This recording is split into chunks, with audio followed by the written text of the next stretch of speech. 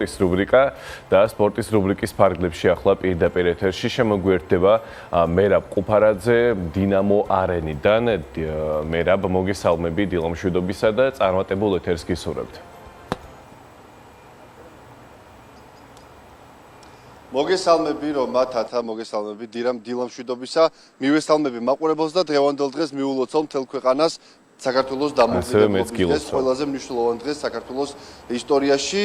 რამდენიმე წამში ჩვენ ძალიან მადლობა. რამდენიმე წამში ჩვენ ძალიან საინტერესო თემაზე ვისაუბრებთ, ძალიან საინტერესო და პირდაპირ ვიტყვი ლეგენდარულ სტუმრებთან ერთად, ასე რომ დაგველოდეთ. დანიუსზე წარმოგიდგენთ ოდაბანი. ოდაბანი გათავისუფლდი ჭარბიოფლიანობისა და უსიამოვნო სუნისგან. შედეგი პირველივე გამოყენებიდან. მოიკითხეთ აფთიაქებში.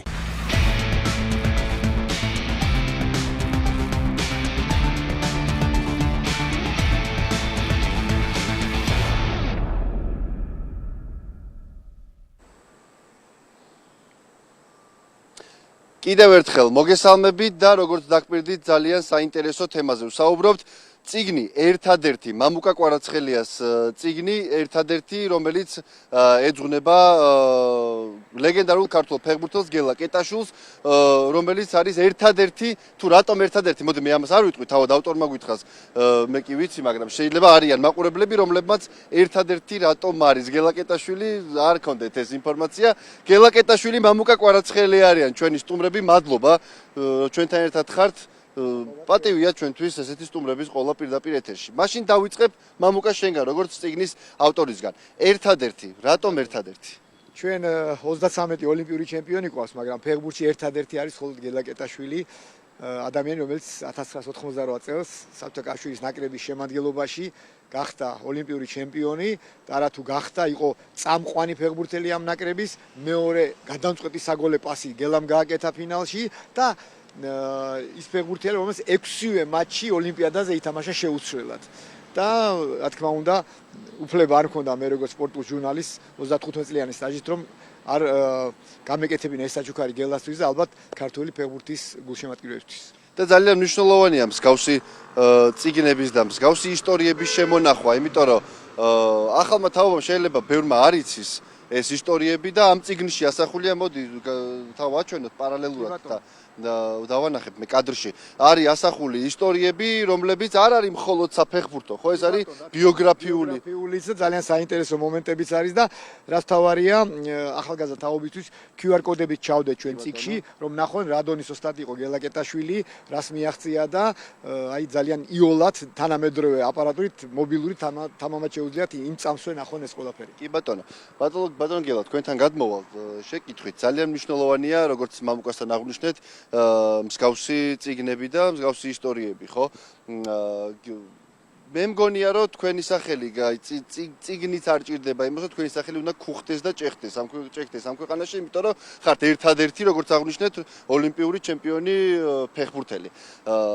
რამდენად მნიშვნელოვანია თქვენთვის, როგორც სპორტსმენისთვის და როგორც ერთადერთისთვის მსგავსი აქტივობები შეიძლება სახელობითად თქვენი არ იყოს ზოგადად სპორტსმენისთვის.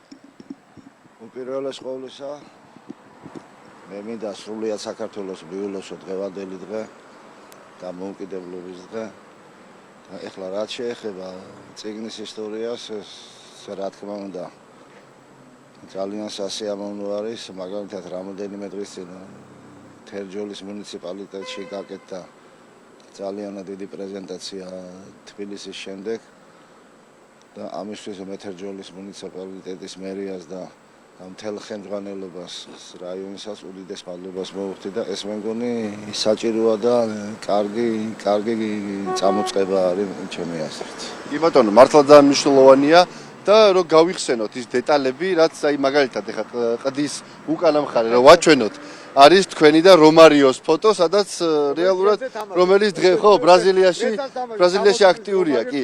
ვაჩვენებ ამ კადრს, სადაც აი ტიპური ცენტრალური მცველის და თავდამსხმელის ორთაბრძოლა არის ასახული რომარიო და გელა კეტაშვილი აი ამ კადრში და ეს არის ფინალი, ხო? მოდი ეს დეტალები გავიხსენოთ ამ ფინალს. ფინალი არის ეს ფინალური თამაშია და ამ მომენტში არ მიმიღია ყუთელი. ეს იყო სუფთა თამაში. კი, ვურძე. ტრაექტორიიდანაც ჩანს აშკარად. კი ბატონო, მამუკა, მოდი წიგნში თან რაღაცებს ვაჩვენებ. იწყება წიგნი ბუნებრივია არა საფეხბურთო ისტორიებით, არამედ უკვე ბიოგრაფიით, დაბადება, ოჯახი და ასე შემდეგ და ასე შემდეგ. მე, როდესაც ვიძიებდი რაღაც ინფორმაციებს ინტერნეტში, ბევრი არასწორი სტატისტიკა იყო ბატონი გელას ჩატარებული თამაშების შესახებ, იმიტომ რეალურად არის 9 თამაში, და სტატისტიკაში ასახულია 3 თამაში. რამდენად რთული იყო აი ამ ყველაფერზე მუშაობა, იმიტომ რომ გასაგებია ბატონი გელას შეეკითხებოდით და გაიგებდით, მაგრამ ბევრი ინფორმაციის მოძიება, რა თქმა უნდა, გიწევდა ინტერნეტი. სამწუხაროდ ინტერნეტიდანაც, ძველი გაზეთებიდანაც, არქივიდანშიც ბევრი ვეძებე, მაგრამ ბევრი თამაში ვერ აღმოაჩინე. რეალურად აღმოაჩინე 322 თამაშის ოქმი და ძალიან ბევრი თამაში, მაგალითად ტულონში 3 ტურნირია გელას ნათამაშები საბჭოთა კავშირის ნაკრების შემადგენლობაში ვერ აღმოაჩინეთ. ქუთაისში ნათამაშები თამაშების ვერ აღმოაჩინეთ და ამიტომ აკლია, თორე ეხლა რეალურად ამ წიგნში წერია, რომ 322 თამაში რაც აღმოაჩინეთ, ხო და 12 გოლი აქვს შეგდებული ამ ძველი სამპლუაზე საკმაოდ ნორმალური შედეგია და 25 წლის ასაკში 322 თამაში მინიმუმ და 12 გოლი მეგონი ძალიან კარგი შედეგია და რომ არა თქვა აი ეს პერიოდის გარდამტეხი პერიოდი, როდესაც ყველას მოღალატეს უძახდნენ, ვინც უცხოეთში უნდა და წასვლა ფეხბურთელებს და ცხადაძესაც იგივე დაემართა და კიდევ კაი ცხადაძე წავიდა და დიფეხბურთი თამაშა, რომ არა ის პერიოდი გელაც ძალიან დიდი ორჯერ დიდი ფეხბურთელი გახდებოდა, იმიტომ რომ არ არსებობდა პრაქტიკულად კლუბი იმ პერიოდში მსოფლიოში, რომ გელას მოწვევაზე არ ოცნებობდა და საკმაოდ სასაცილო ისტორიებიც არის წიგნში მოყოლილი მაგაზე. ბატონ გელას ვკითხოთ, კი ბატონო, აი თავად თუ მოისურვებს ამის მოყოლას, ერთ-ერთი კი ბატონო, ფინალის შემდგომი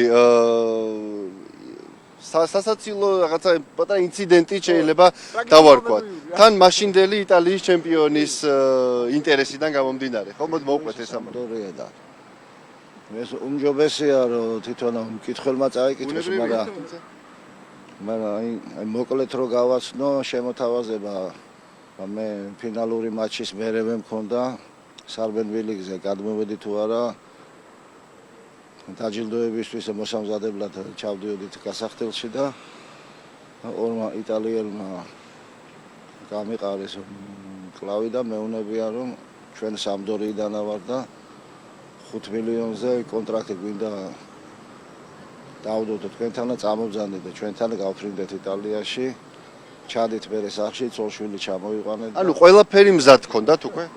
ალბათ ეთყობა გამზადებული ქონდათ იმიტომ და შემოთავაზება იყო და ეს ამ ლაპარაკში რო ვართ უცბად გააშვებინე სახელი და მეორე ადამიანებმა გამიყარეს ხელმკლავი და რუსულად ვითხრეს რა შეხვედრებს მართავ აქ რა ამბავში ხარო და ჩაეთრიე გასახდელში.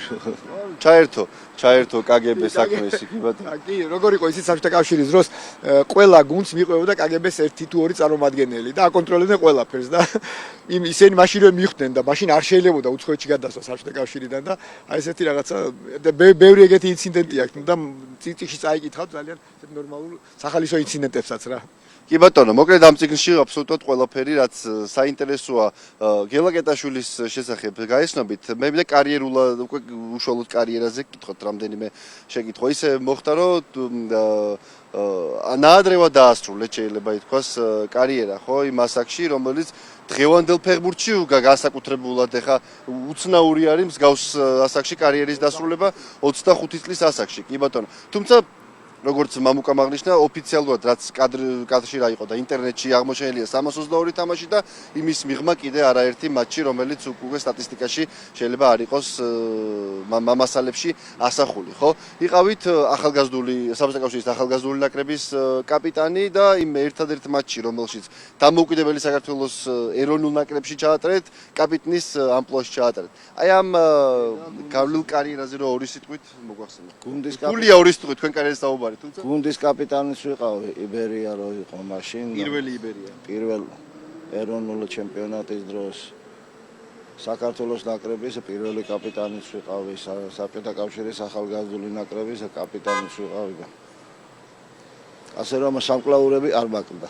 რომ გაგეძელებინა შეიძლება საბჭოთა კავშირის ეროვნული ნაკრების კაპიტანის გამხდარიყავი, რომ გაგეძელებინა კარიერა და აი ლობანოვსკიზე თუ იგელა რომ 90-ში რო გეპატიჟებდა სოფლიო კიევის დინამოში, ხო?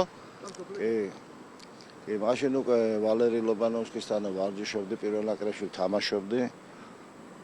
ხო და მან შემომთავაზა რომ რამოდენიმე თვით მსოფლიო ჩემპიონატისა დაწყებამდე კიევისა დინამოში გადმოდი, აქ შენ გექნება ყველანაირი პირობა შენ და შენ ოჯახს და ჩვენ რო წავალთ მსოფლიო ჩემპიონატზე, იქიდანვე ჩემპიონატის მერე იქიდანვე გაგიშვებ ევროპის ერთ-ერთ გრანდში.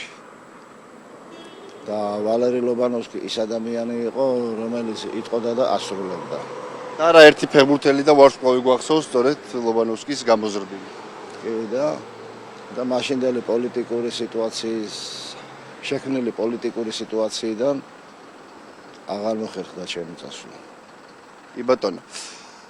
მე მინდა ბოლოსკენ სანამ დავასრულებდეთ, ახლა დღეს 26 მაისია და ზუსტად 4 დღეში ჩემპიონთა ლიგის ფინალი არის, მაინც ესეც მოდი ამაზე ვთქვათ, იმიტომ საინტერესოა თქვენი აზრი. ბუნებრივია, მამუკა კვარაცხელია მყავს და ხვიჩა კვარაცხელიაზე როგორ შეიძლება არ ვკითხო. ჩემპიონთა ლიგის ფინალი ბუდაპეშტი, PSG, არსენალი, თქვენი პროგნოზი იქნება ძალიან საინტერესო. მამუკა შეიძლება ვთქვით ბატონი გელასგან დავიწყებ. ჩემი აზრით აგერ ნახავთ თქვენს და მთელი საქართველოს რომ ამ კვარას ვერ გააჩინებენ. შანსი არ არის. ფინალშიც იტყვის თავის. ძალიან მაგარ ფორმაშია ბიჭი და თავის სათქმოს იტყვის კიდევ ერთხელ. შვენიერი, მოლოდინი გვაქვს ზუსტად მაგის. აუცილებლად მიემგზავრები ბუდაპეშტში, რათა ჩემი თვალით ნახო ისე როგორც ჩარჩა მიუნხენში კვარას ტრიუმფი. ეს არის მთელი საქართველოს ტრიუმფი იქნება და კახაკალეს შემდეგ მეორე ფეხბურთელი იქნება, ვინც ორჯერ მოიპოვებს ჩემპიონთა ლიგის. თუმცა პირველი ვინც ზედიზედ ორჯერ ზედიზედ ორჯერ მოიპოვებს და ვინძლო ამ თამაშმა გადაწყვიტოს, გახდება თუ არა ჩვენი კვარა, ხვიჩა კვარაცხელია, ოქროს ბურთის მფლობელი ევროპაში და ყველამ ერთად რა თქმა უნდა მთელი საქართველო უქომაგებს.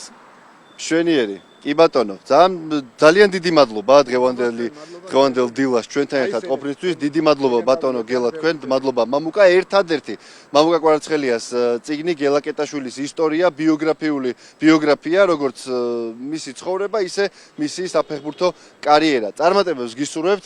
კიდევ ერთხელ მადლობას მოგასცემთ, კიდევ ერთხელ გილოცავთ საქართველოს დამოუკიდებლობის დღეს.